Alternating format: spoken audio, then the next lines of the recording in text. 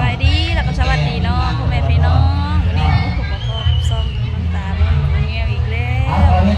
วันนี้น้องตาจะพาพี่พาน้องไปหับเบิ่งหับชมบรรยากาศบุญบังไฟเนาะพ่อแม่พี่น้องอยู่บ้านแกงเฮ็ดพี่น้องเลยเป็นบ้านของแฟนของน้องตาเองก็ไปหับเบิ่งหับชมบรรยากาศน้องกันเลยเนาะพี่น้องเนาะวันนี้น้องตาก็มากับลูกชายสบายดีนะลูกสบายดีเราก็จะพาพี่พาน้องไปหับเบิ่งหับชมบรรยากาศบุญบังไฟเนาะไปเบิ่งไปชมกันเลยพี่น้องนี่ตัวโนกอะดีใจแห้งนะที่แม่พามา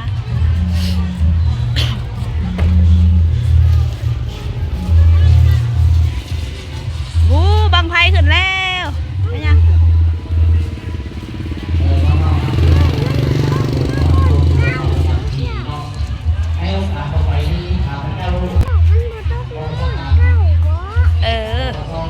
เบิ่งนี่มาเบิ่งนี่ปูหานขายเครื่องลิ้นรถนะรถมาเร็วมาเร็ว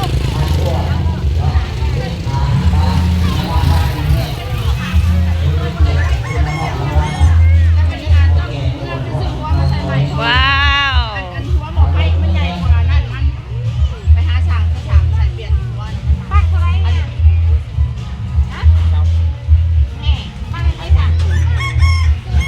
อันนี้ไม่ยังอะไรอันนี้ไม่ยังอะไรตัวโน่อยากได้บ่ตัวโน่สนใจแล้วตัวน้อยนะไปไม่ใช่ไปถ่ายไปได้ตัวนี้มันดึกบ่ได้อันนี้มันโบแมนดินนะนั่นลูกไปถ่ายที่รถอันเท่าไรนี่นะเอาตัวไหนซะโอ้ยเอาไปยังบ่เอาไม่เอาตัวนี้บ่เอาน้อยนี่บ่ไม่ใช่เอาบางนั้นบางน้อยบ่บางเท่าไรนะ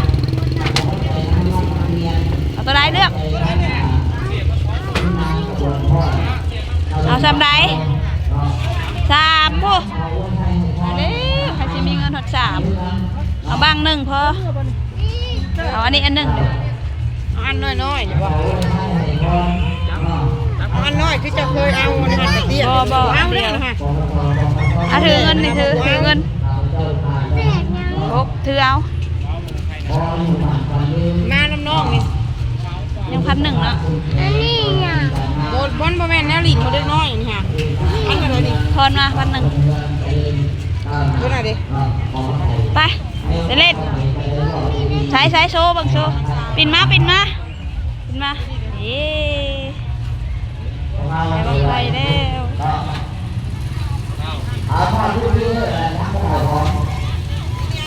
รถได้ลูกเบิกรถได้โอ้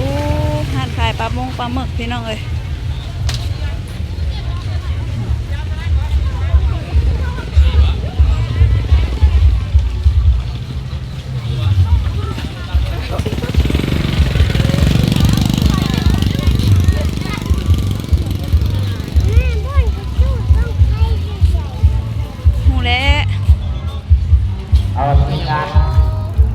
เอายังลูกเลือกเอาตัวนี้บอกตัวนี้สั่งไหมจิ๊บ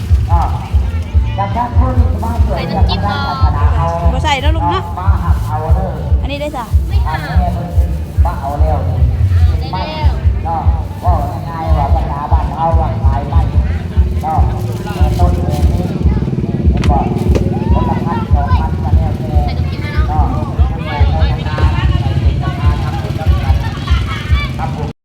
น้องคนกับ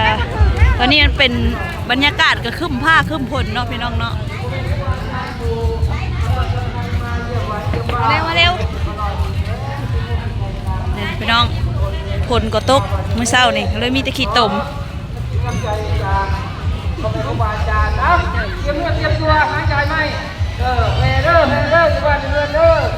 เมเดอร์ลงมาทั้งชายยายไม่แบบเพลทุกคนยายไม่เพลทุกคนของเล่นเนาะตัวโน่ย่างทุกคนจอยกันเด้อเอาแม่มาหายายเนี่ยหาแม่เบิ้ลเก็บข้าวขาย เจ้าเจ้านายทุกคนบอลในเพื่อนเนาะคนมีใจใช้ชาคนโกงโมหนา อย่างนะไหม หลังจากนี้ได้สามรอบแล้วว่างใส่เล่นกันกินจะไปหลอกเด้อว่างใส่เล่นกันกินจะไปหลอกเด้อนายน้ำยาด้วยนี่เด้อนายน้ำยาด้วยนี่เด้อเอาตัวมันเอาตัวมันนี่ขัดเหมือนกันคนนี้นั่งนอนกลับไปลงไปเบิร์ดอีกตัวมาทุกใจ ไปยัง อันน่ะตรงหน้าพุ่งขึ้นมาเลยเด้อตรงหน้าขึ้นมาเลยเด้อขึ้นมาเด้อแห่ต้นอะไรนี่แห่ต้นแห่เลี้ยงอะไรนี่ขึ้นมาเด้อเอาต้นลงไปแห่ต้นไผ่ถึงมาแต่พอเฝ้าขึ้นมาหรือนี่จะก่อนมาแบกกระเพาะขาแบกกระเพาะขาอันน่ะ มาไปเบิ่งสไลเดอร์ป่ะ ขากองมาบวชเองเพิ่น ไปเบิ่งสไลเดอร์ แล้ว ว้าวขึ้นแล้วไปน้องเอ้ย ตัวผมบ้านเพื่อนอาบน้ำเป็นตัวตั้งแห่ต้นแห่ลิงเด้อ ไปเบิ่งบังคลามป่ะ เวลาเดี๋ยวนี้3 โมงเลยนะ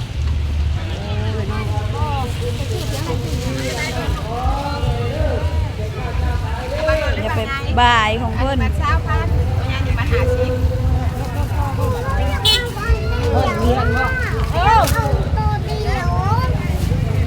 หากินอันนะพูลูกกินว่า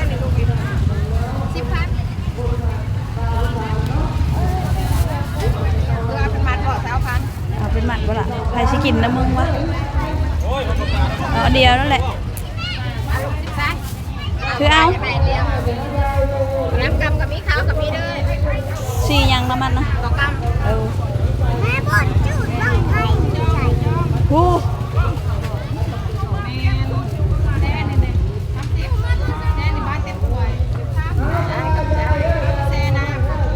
ไปย่าง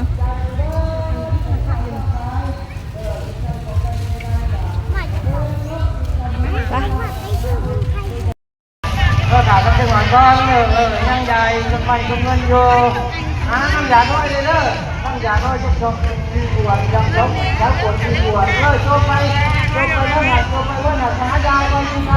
ของไม่ใช่ไรวันเพิ่นเพิ่นดินดำจะใช้ราคาดินดำถูกโม่จะทานไปโม่จะทาน เขา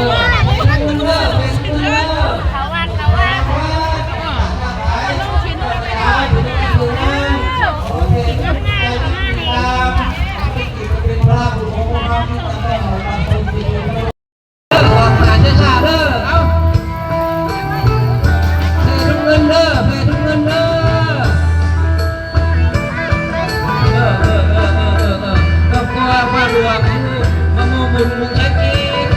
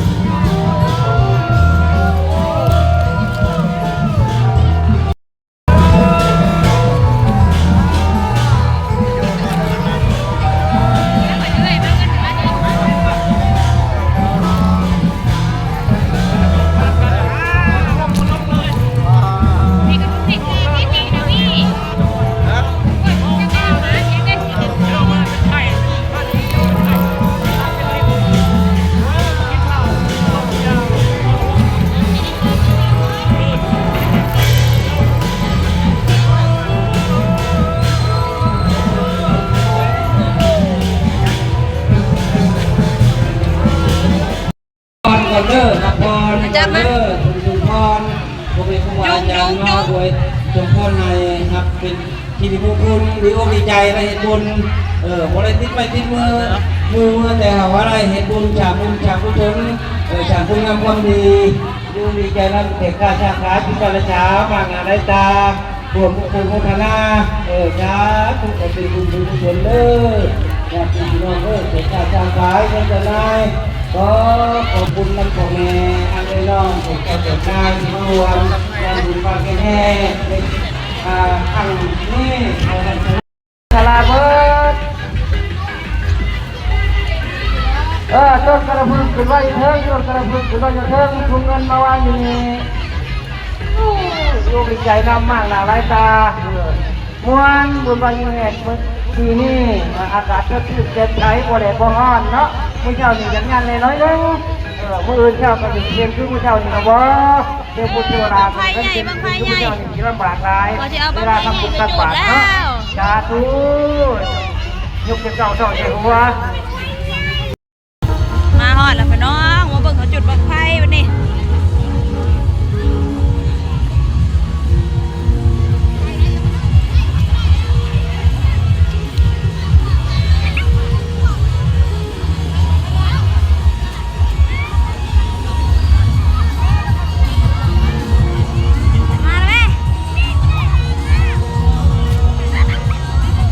ลูกกระยาน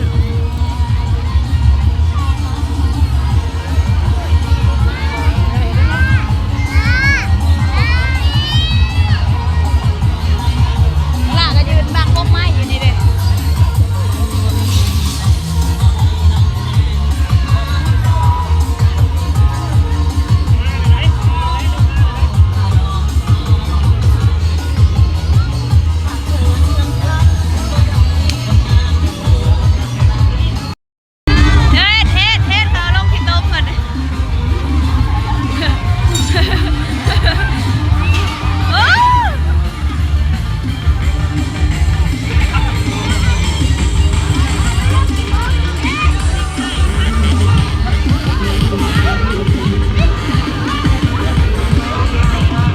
บ่ขึ้นกินนี่ลืมถ่าย